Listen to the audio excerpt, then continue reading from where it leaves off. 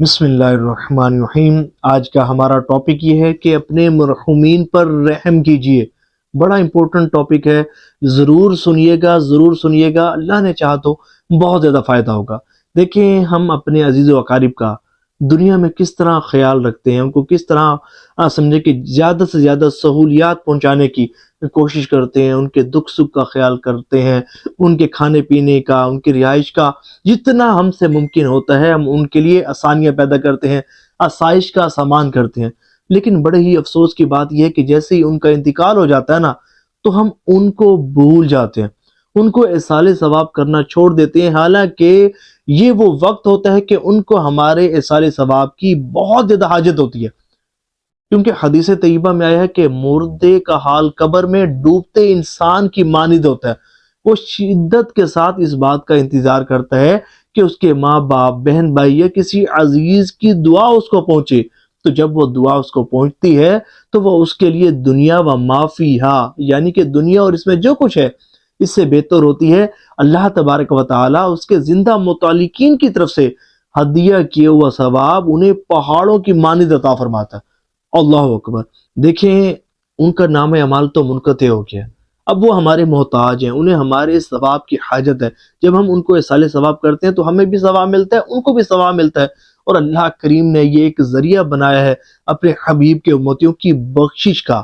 اور دیکھیں، حدیث طیبہ میں یہاں تک بھی آتا ہے، حضور صلی اللہ علیہ وآلہ وسلم نے ارشاد فرمایا، میری امت گناہوں سمیت قبر میں داخل ہوگی، لیکن جب قبروں سے نکلیں گی تو مسلمان کی دعاؤں کے سبب ان کی بخشش ہو چکی ہوگی۔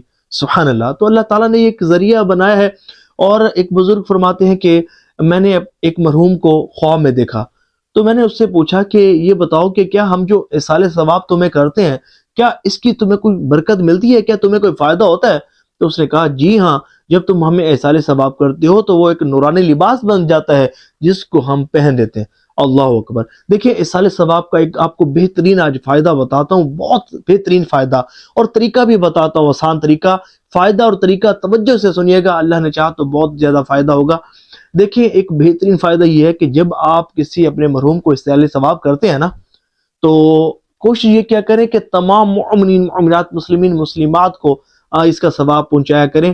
اس کا فائدہ کیا ہوگا؟ اس کا فائدہ یہ ہوگا کہ حضور صلی اللہ علیہ وآلہ وسلم نے ارشاد فرمایا کہ جو مسلمانوں کو ثواب پہنچاتا ہے، جو تمام مسلمانوں کو ثواب پہنچاتا ہے، تو تمام مسلمانوں کی تعداد کے برابر نیکیاں اس کے نام اعمال میں داخل کی جاتی ہیں۔ سبحان اللہ۔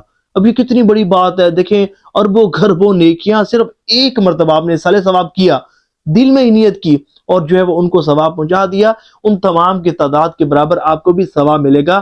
اچھا، یہ ایصال ثواب کرنے کا کوئی پروسیس جو ہے، یہ کوئی اتنا لمبا نہیں ہے، کوئی اتنا زیادہ بندہ پریشان نہیں ہوتا، کوئی اتنا ٹائم نہیں لگتا، بلکہ اگر آپ دل میں بھی نیت کریں گے نا کسی نیکی کو کرنے کے بعد، مثال کے طور پر آپ نے کسی کو کھانا کھلایا، تو آپ دل میں نیت کریں، یا اللہ، یہ جو میں نے کھانا کھلایا ہے، اس کا ثواب میرے حضور علیہ السلام کو عطا فرما، اور حضور کے وسیلے سے میرے فلاں مرحوم کو عطا فرما، تو اس کا ثواب فلاں مرحوم کو پہنچ جائے گا۔ لیکن بہتر یہ ہے کہ آپ جب ایصال ثواب کریں تو آپ جو ہے وہ تمام مومنین، مومنات، مسلمین، مسلمات کو بھی ساتھ شامل کر لیا کریں کہ یا اللہ، یہ جو میں نے نیکی کی، اس کا ثواب اپنے حبیب صلی اللہ علیہ وآلہ وسلم کو بھی عطا فرما، اور حضور کے وسیلے سے میرے فلاں مرحوم کو اور تمام مومنین، مومنات، مسلمین، مسلمات کو عطا فرما۔